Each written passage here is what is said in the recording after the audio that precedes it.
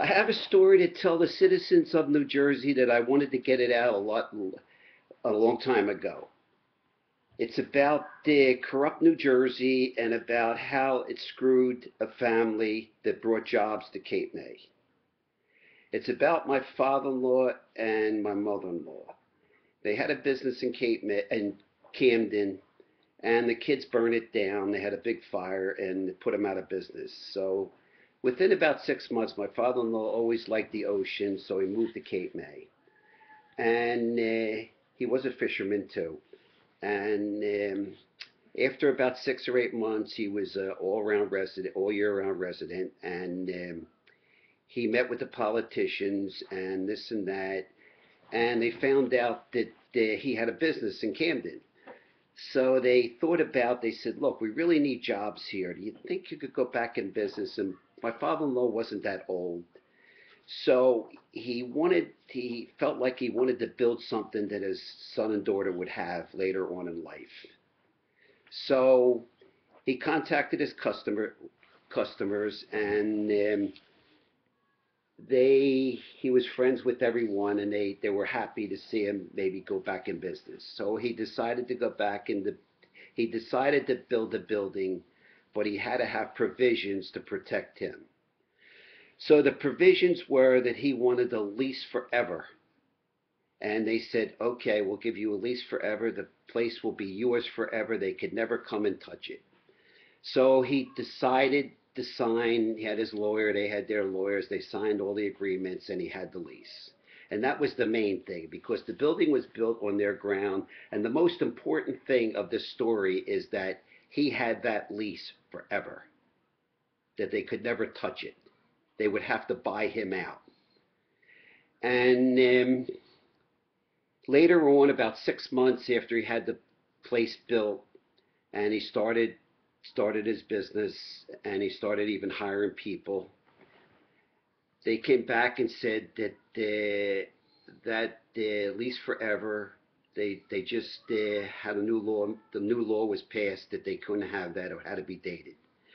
So my father-in-law really didn't like that, but he had the building up, and he was kind of stuck. So they said, we'll give you a 99-year lease to be redone after 99 years. So there was nothing else he could do. He signed the papers. And he should have been grandfathered the lease forever, but he wasn't. So about a year later, he died. And my mother-in-law wanted my wife to go down to help her brother because he was working with the father. And we lived in Williamstown. So she rode down for 5 years, 175 miles each way, just to keep the business that was going alive. So her and her brother worked the business for just about 20 years. And they had a company in Wildwood that wanted to really buy it, and they've been after them for about 4 or 5 years, but they were too young to retire. So they said, as soon as we're done, we'll contact you. And they contacted him and said they had the building cleaned out, and they had a meeting with the outlaws of Cape May, the politicians. And they said, you cannot sell the building because your forever lease is no good. So they said, the only way you're going to do anything is you have to sue us. So they decided to get a lawyer. So my mother-in-law put her house up to pay the lawyer, the taxes, all the expenses for 5 or 6 years that it was in litigation. So it came to the point when we were just about ready to go into court for a court trial, and which they cannot take your property unless they give you a trial by jury. That's a law in the state of New Jersey. But they ran out of money, and they had to drop it. And my wife was so aggravated and distraught over the whole deal that she just wanted to drop it and get away from it, because it was aggravating her. So I told her you're giving up too fast, so I sent letters out to the governor, 2 letters. I sent letters to Lobiondo, and then I started with the Democrats. I sent a letter to our congressman.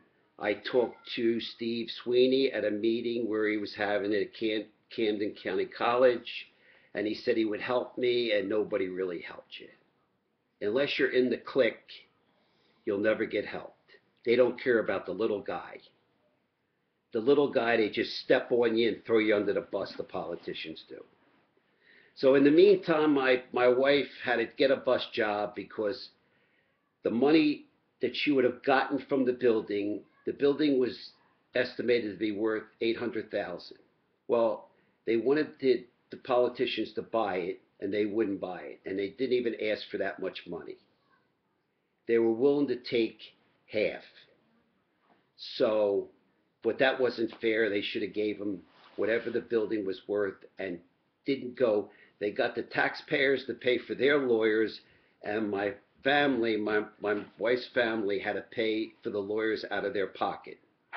So later on, my daughter just got breast cancer, so my wife drives a bus and gets a little bit of money from the bus job and Social Security, and she had to help my daughter because she has 2 little kids, and she stops by every day to give her a hand, this and that, and drives the bus. So it really shouldn't have been that way. She should have been retired, and she could help all the kids out. But when you live in New Jersey, that's the way it is.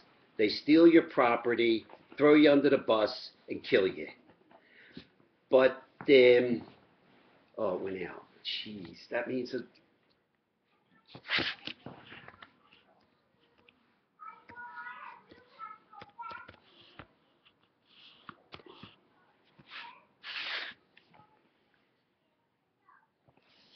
so there's one more thing I'd like to tell the people of New Jersey, that you better get your state, you better get your country back because the politicians are taking it over. They're letting the people come in. They don't care about the Americans. They don't care nothing about the Americans. All they care is about the foreigners.